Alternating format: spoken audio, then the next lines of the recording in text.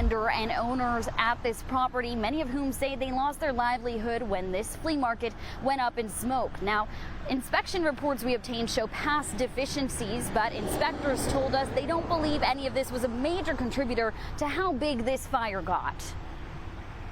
A massive fire at Cleveland's Flealand Flea Market, reducing the buildings here to this pile of metal and wooden debris. Now, the people who set up shop here working to clean it up. These guys are my family, and that's why I'm over here right now. I've got pretty much everything out of my booth, and I'm just trying to help them dig some stuff out of there. Vendors like Mark Howard say they've lost thousands of dollars worth of merchandise. No fatalities, no injuries, just a lot of heartbreak, to a lot of people. A lot of people's finance sadly to say, up in smoke. Owner Howard Thompson opened the flea market 43 years ago, telling us this space became a second home. A lot of memories. As cleanup efforts continue here, we're learning more about the cause of the fire. Fire investigators say an overloading and excessive use of extension cords is to blame. It probably caused from an extension cord that one of the dealers had laying on the floor. And of course, I try to get them not to use those things. The flea market was also known for its signature fireworks show. You can hear fireworks going off in this video recorded by a viewer. We received these state inspection reports through an open record request, showing this trailer and the building that stored fireworks had, quote, deficiencies for 2 years.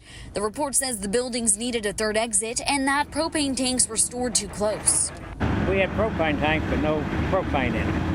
A lot of, maybe one or two had propane in it, so that really didn't cause a problem. Thompson tells us he was working on adding a third exit to the storage space ahead of the weekend's fire, but he does credit the multiple exits in the actual trading spaces from possibly preventing a worse tragedy. Other stuff can be replaced, not alive, Josh Latricia, a North Georgia community, is gathered here today to urge Parkridge Medical Center to stand down and stop its efforts to prevent CHI Memorial from building a new hospital in Ringgold.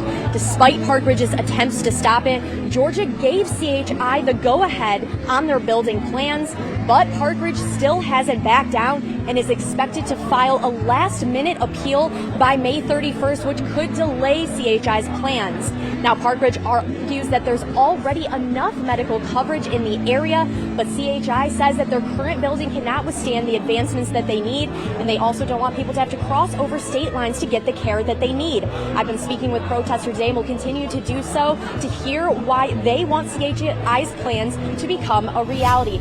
It's just not right. Linda Gardner is a long-term resident on Vinoy Street. Her home is on the street behind the site where Greater Tucker Baptist is planning on building 80 units for affordable senior living. If you're going to build anything, build houses that looks like our community. Robert Moore also lives on Vinoy Street. I feel like they don't need to build it back there. It bring down the price of my property. But it's not just the neighbors who have reservations. Councilwoman Rakita Dotley voiced her concerns on the development company. The history of Penrose in District 7 is just so horrible that I just can't support that. But Councilman Isaiah Hester supports the proposal. You see here in these plans saying in order to improve the lives of others, there will often be controversy. With change, we must continue to be good stewards in our community. 2 weeks ago, the pastor spoke about the purpose of the project. Our mission really as a church is to minister to the needs of the community and our congregation. We know, everybody knows, one of the greatest needs in Chattanooga today is affordable housing.